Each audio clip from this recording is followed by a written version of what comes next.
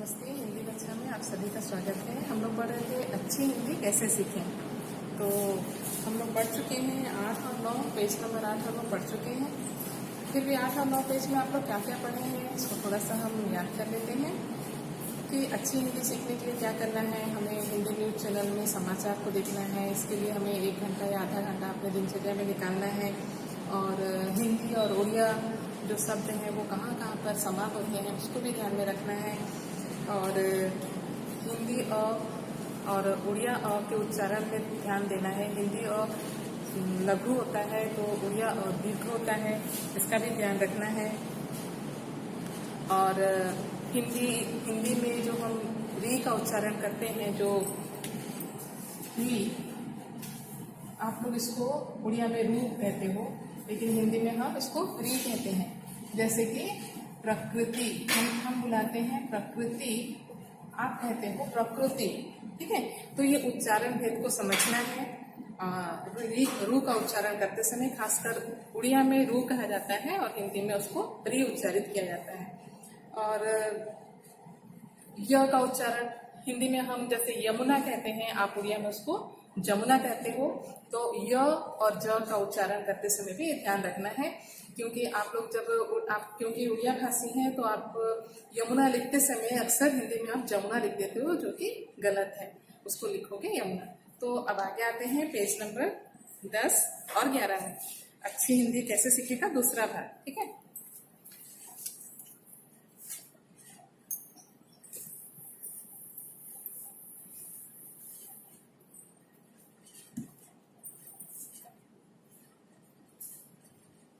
अच्छी हिंदी कैसे सीखें। अच्छी हिंदी सीखने के लिए सबसे पहले तो आपको चाहिए कि आप हमेशा हिंदी में ही बात करें। कैसे सीखें, आपको जब कुछ डाउट पूछना होगा मुझसे तो आप मुझसे हिंदी में ही बात करेंगे। जब आप हिंदी में बात करेंगे तो आपका जो प्रोनाउंसिएशन है वो भी ठीक हो जाएगा और आपको अच्छी हिंदी भी आ जाएगी, ठीक है। तो आगे देखते हैं पेज नंबर 10। देखो, किंतु हिंदी तथा उड़िया में शब्द के मध्य तथा अंत स्थिति में य का उच्चारण होता है। जिस य का उच्चारण हम आरंभ में कर रहे थे, क्या कर रहे थे, हिंदी में जो यमुना होता है वो उड़िया में जमुना उच्चारण करते हो आप, ठीक है। ये क्या हुआ है, ये आरंभ में आया है, तो यहाँ पे क्या हुआ है, हम हिंदी में य उच्चारण करते हैं, इसको आप उड़िया में ज उच्चारण करते हैं। लेकिन ये मध्य या अंत में आता है तो इसका उच्चारण य ही होता है, हिंदी में भी और उड़िया में भी। जैसे शब्द देखो, ये शब्द है हिंदी उच्चारण और उड़िया उच्चारण।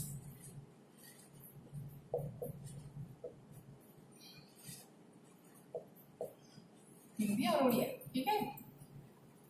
शब्द है काया, देखो ये आया है, लेकिन इसका उच्चारण हिंदी में भी क्या हो रहा है, काया, और उड़िया में भी हो रहा है काया। ये काजा नहीं हो रहा है, ठीक है, क्योंकि ये बाद में आया है, आरंभ में नहीं आया है, बाद में आया है, ठीक है, इसलिए काया। और एक शब्द देखो, मायामय,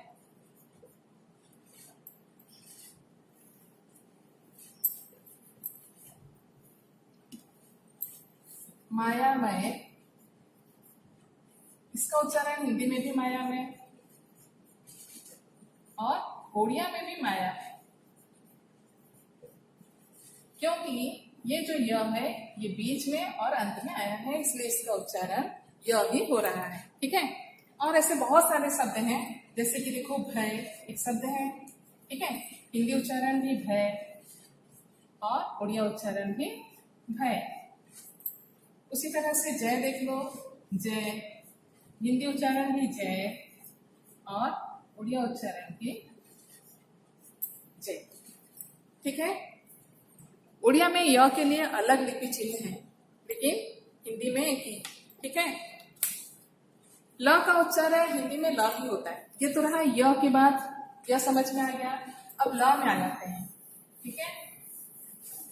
ल का उच्चारण हिंदी में सिर्फ ल ही होता है, जबकि उड़िया में क्या होता है, ल के लिए अलग लिपि चिन्ह है उड़िया में और ळ भी बोला जाता है। ठीक है, उड़िया में ल और ळ दो ध्वनियां हैं, जबकि हिंदी में ळ ध्वनि नहीं है, उसको ल ही बोला जाता है। जैसे सरल, हम हिंदी में बोलते हैं सरल। शब्द देखो, ये शब्द है हिंदी उच्चारण, और ये हो रहा उड़िया उच्चारण।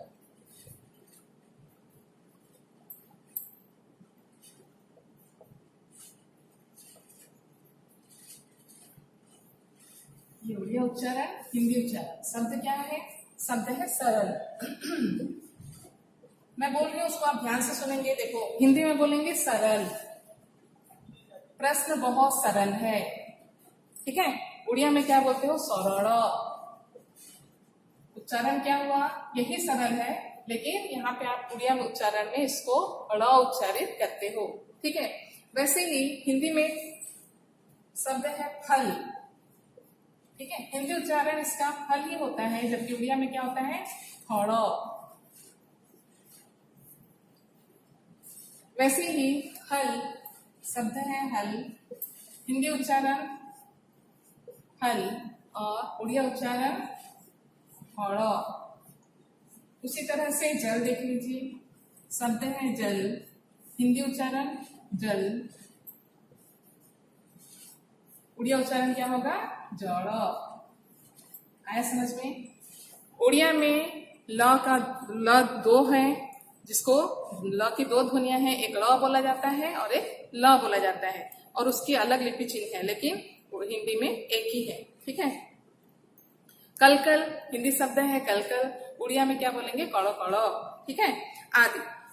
व का उच्चारण अभी हम देख लिए, य और ल। अब आते हैं ब पर।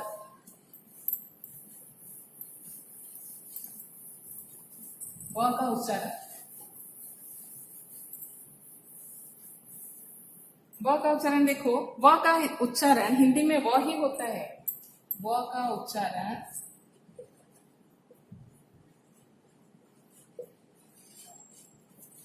हिंदी में क्या होता है? व ही होता है।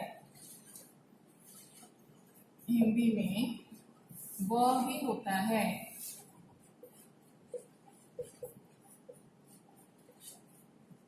जबकि उड़िया में इसको क्या उच्चारित करते हो? ब।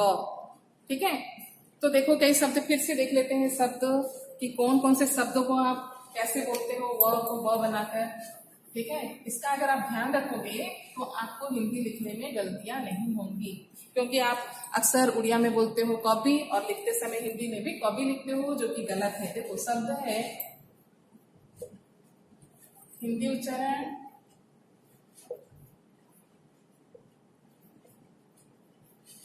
और ये उड़िया उच्चारण।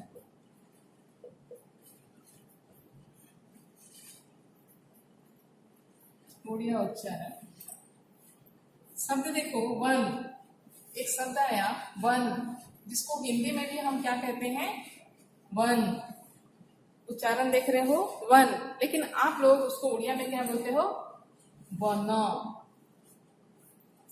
ठीक, उसी तरह से शब्द है वायु, हिंदी में भी क्या कहते हैं? वायु, लेकिन आप उड़िया उसको क्या उच्चारित करते हो? वायु। ये इसलिए बताया जा रहा है कि आप हिंदी लिखते समय इसकी गलती ना करें, क्योंकि व का उच्चारण हिंदी में व ही होता है, जबकि उड़िया में व होता है। तो इसको ध्यान में रखने के लिए ये आपको दिखाया जा रहा है। हिंदी में कहा जाता है, शब्द है कविता। ठीक, हिंदी में भी उसको कविता ही कहा जाता है, कविता, लेकिन आप उड़िया में क्या कहते हो? कविता, जो कि हिंदी में उच्चारण के हिसाब से गलत है। कविता, कविता, यहाँ पर आया कविता। उसी तरह से मेरा नाम भी है, मेरा नाम को यहाँ पे उड़ीसा में कहते हैं सविता, लेकिन मेरा असल में नाम है, हिंदी में अगर हम बोले जाए तो सविता। ठीक, अंग्रेजी की व ध्वनि को लिखने के लिए उड़िया में अलग लिपि चिन्ह है। ठीक है,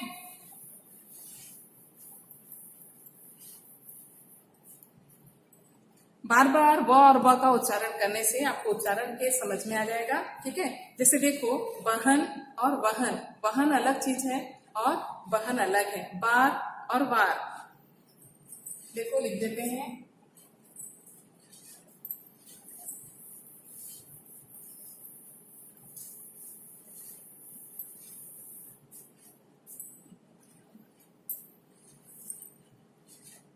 बहन ये अलग शब्द है और वहन अलग हो जाएगा, इसका पूरा मेन अर्थ जो है वो अलग होगा। उसी तरह से देखो बार और वार, बार अलग है वार अलग है। आप उड़िया में बार बोलते हो, हिंदी में हम वार कहते हैं। ठीक है, बात बात बात करना, ठीक है, और वात वात। अगर आप बात को वात की तरह लिखोगे तो वात एक रोग को कहते हैं। ठीक है, जिसको उड़िया में बातो रोगो कहते हैं, उसको हिंदी में वात रोग कहते हैं। ठीक है, और बात जो हम बोलते हैं उसको बातें कहते हैं। ठीक, बजना,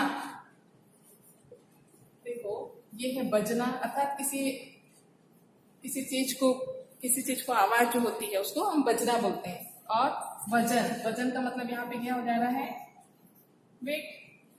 ठीक, जिसको वजनों को आप उड़िया में कहते हैं। ठीक है, हिंदी और उड़िया दोनों में स श स वर्ण है, लेकिन इनके उच्चारण में अंतर है।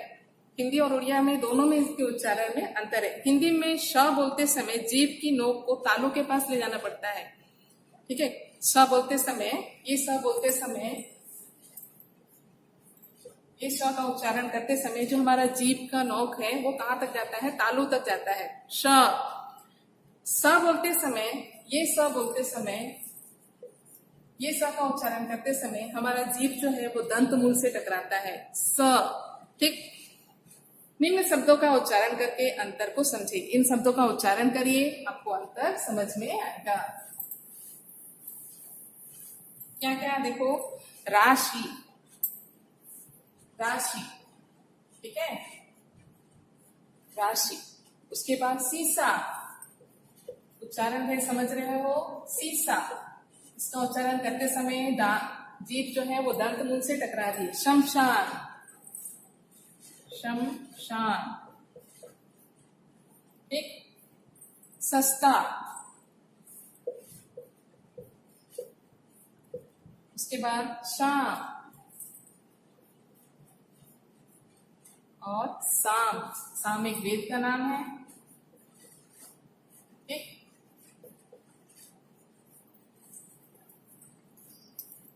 श का उच्चारण, इस स का उच्चारण प्राय लोग ये स का उच्चारण इसके जैसे करते हैं। ठीक है, ये श के जैसे करते हैं, परंतु कोशिश करके इसका मूर्धन्य उच्चारण किया जा सकता है। मूर्धन्य उच्चारण अर्थात कठोर तालु और कोमल तालु के बीच का जो भाग है वहां पर जीभा जो है आपकी टच होनी चाहिए। जैसे धनुष, षष्ठी, शेष, अष्टम। आया समझ में? ह जो है वो सघोष है, पर शब्द के अंत में सामान्य रूप से इसका अघोष उच्चारण होता है। ये सघोष अघोष जो है वो सघोष अघोष स्वतंत्र की स्वतंत्रियों में कंपन के आधार पर इन व्यंजनों को रखा गया है, सघोष और अघोष। जैसे देखो यहाँ पे आया है 11, हम उच्चारण करते हैं 11, लेकिन आपको सुनाई देता है 11, 12। ठीक है, राह, स्नेह, ह के पहले आने वाले अ का ए जैसा उच्चारण होता है, लेकिन लिखते समय वो ए नहीं होता है। जैसे देखो उदाहरण के लिए कहना, आपको उच्चारण में सुनाई देता है कि कहना, लेकिन ये असल में लिखते हैं हम कैसे, कहना। ठीक, कहना, नहर, पहले, इसका उच्चारण आप ठीक करेंगे तो आपको समझ में आएगा। पहले, पहचान, आप इसको गलत लिखते हो वो भी हम आपको लिख के दिखाएंगे आप कैसे लिखते हो उसको। पहचान, बहन, रहना, का क्रमशः देखो ये उच्चारण में आपको ऐसा सुनाई देता है। कहना जो कि गलत है, ये उच्चारण अगर आप करोगे ये गलत है। आप क्या उच्चारण करोगे? कहना। लेकिन आपको ये सुनाई देता है कहना, इसका मतलब नहीं कि आप उसमें एक ही मात्रा लगाओगे। ठीक है, कहना। उसी तरह से नेहर, लोग इसको लिख देते हैं नेहर, जबकि क्या है? नहर। सही ये है, ये गलत है, ये गलत है, ये गलत है, ये सही है, ये सही है। ठीक है, फिर आता है पहले, जिसको आप लिखते हो पहले, पहले। ठीक है, ये भी गलत है। उसके बाद लिखते हैं पहचान। ये आपको सुनाई देता है ऐसे, लेकिन ये गलत है, पहचान। और बहन, बहन, ये भी गलत है। उसके बाद क्या है? रहना, ये भी गलत है, ये भी गलत है। इसका सही उच्चारण यही है, लेकिन आपको सुनाई देता है ऐसे, इसलिए आप इस पर ध्यान दें। ये गलत है, ये सही है। ठीक, अब आता है अक्षरों का उच्चारण।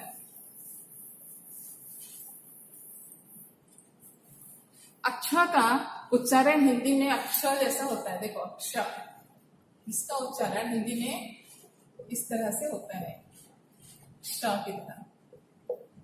ठीक, जबकि उड़िया में इसका उच्चारण ख्य होता है। जबकि उड़िया में इसका उच्चारण क्या करते हो? ख्य की तरह करते हो, उड़िया उच्चारण।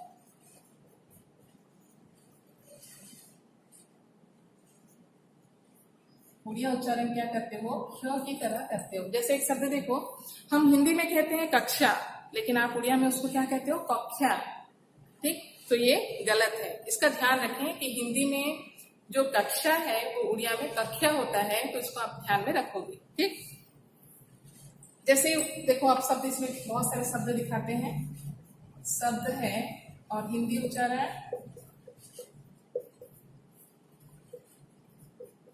हिंदी उच्चारण, उड़िया उच्चारण।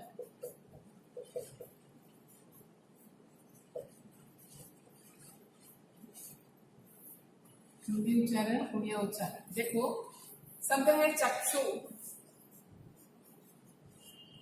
ठीक, हिंदी उच्चारण हम इसको क्या कहते हैं? चक्षु। उड़िया उच्चारण क्या करते हैं? चक्षु। ठीक, उसी तरह से हिंदी में हम शब्द है परीक्षा। उच्चारण, हिंदी उच्चारण देखो परीक्षा, लेकिन उड़िया उच्चारण क्या होता है? परीक्षा। तो इन उच्चारणों का अगर आप ध्यान रखेंगे तो आपकी हिंदी गलत नहीं होगी। ज्ञ का उच्चारण हिंदी में ज्ञ जैसा होता है। देखो अब आते हैं ज्ञ का उच्चारण।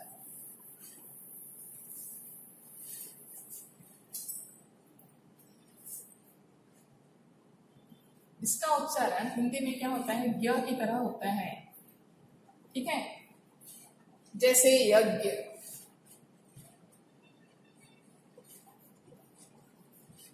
यज्ञ, आज्ञा,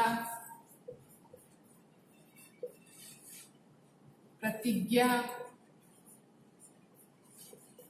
उच्चारण इसका हिंदी में इस तरह से होता है, प्रतिज्ञा आदि।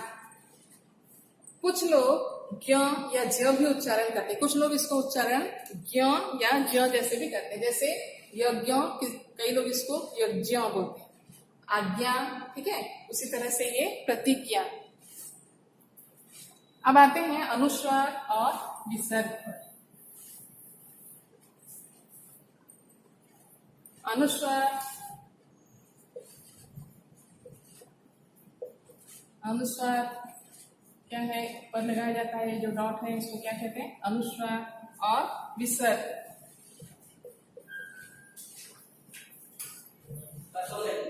और ये है विसर्ग। ठीक है, विसर्ग को सामान्यतः अंग और अह के रूप में लिखा जाता है। हिंदी में सामान्यतः इसको किसकी तरह लिखा जाता है? अंग और अह की तरह लिखा जाता है।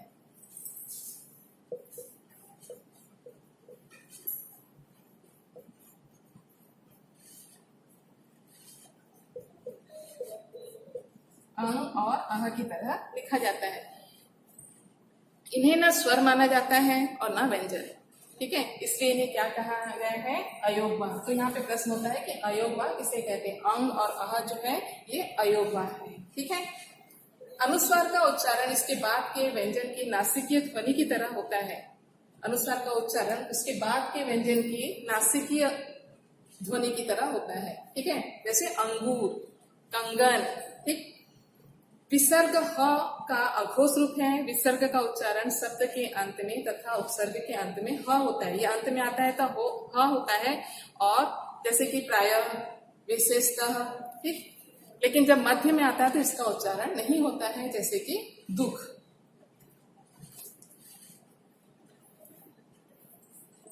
शब्दों का उच्चारण, दो वर्णों वाले शब्दों के अंतिम व्यंजन का उच्चारण हलंत होता है, जैसे कि काम। हम लिखते हैं काम, लेकिन उच्चारण इसका होता है काम। हम लिखते हैं इसको काम, लेकिन उच्चारण काम, ठीक। राम, लेकिन उच्चारण करते हैं राम।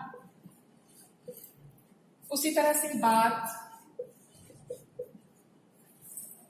उच्चारण करते समय हम करते हैं बात, ठीक। तीन वर्णों वाले शब्दों का अंतिम व्यंजन हलंत उच्चारित होता है, जैसे कि कमल और कलम। मतलब म का जो अ है उसको खींचा नहीं जाता, कलम। कलम मतलब तुरंत खत्म हो रहा है, अ वहां पे उच्चारित नहीं हो रहा है। चार वर्णों वाले शब्दों की दूसरी और अंतिम व्यंजन ध्वनि हलंत उच्चारित होती है। चार व्यंजन वाले शब्द लिखते हैं तो इसकी दूसरी और चौथी ध्वनि जो होती है वो हलंत उच्चारित होती है, जैसे झटपट।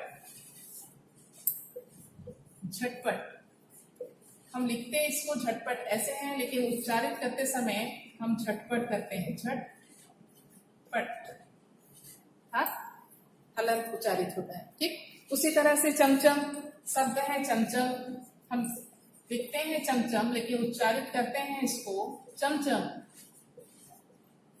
ठीक। इसी तरह से और भी शब्द हैं, मलमल, कलकल आदि।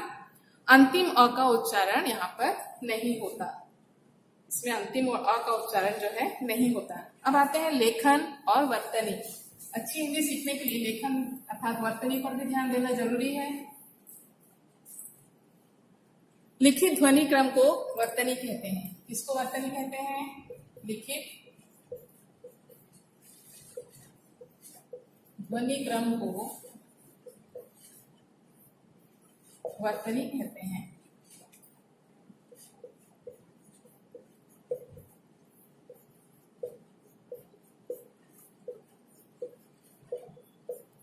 लिखित ध्वनि क्रम को वर्तनी कहते हैं। इसको हिज्जे या वर्ण विन्यास भी कहते हैं। हिंदी और उड़िया दोनों भाषाओं के अधिकांश शब्द संस्कृत से आए हैं, और जो शब्द संस्कृत से हिंदी या उड़िया में ज्यों के त्यों आ गए हैं उनको क्या कहते हैं? तत्सम शब्द कहते हैं। ये याद रखो कि तत्सम शब्द किसे कहते हैं? तत्सम शब्द वे शब्द होते हैं जो कि संस्कृत से बिना परिवर्तित हुए हिंदी और उड़िया में जैसे के तैसे प्रयोग किए जाते हैं, उसको तत्सम शब्द कहते हैं। अतः उनकी जो वर्तनी होती है वो दोनों भाषाओं में लगभग समान होती है। जिस तरह वो संस्कृत में उच्चारित होती है उसी तरह हिंदी और उड़िया में भी उच्चारित होती है। कहीं कहीं भिन्नता पाई जाती है, उन्हें जानना चाहिए। अनेक शब्दों के रूप दोनों भाषाओं में भी बदल गए हैं, उन्हें तद्भव शब्द कहते हैं। कुछ शब्द जो है संस्कृत से हिंदी में या उड़िया में आए हैं, जो कि रूप थोड़ा सा परिवर्तित कर लिए हैं, तो उनको तद्भव शब्द कहते हैं। तो यहाँ पे प्रश्न हो सकता है कि तद्भव शब्द किसे कहते हैं? तो तद्भव शब्द उसे कहते हैं जो संस्कृत से कुछ परिवर्तित होकर हिंदी में आए हैं, उसे तद्भव शब्द कहते हैं।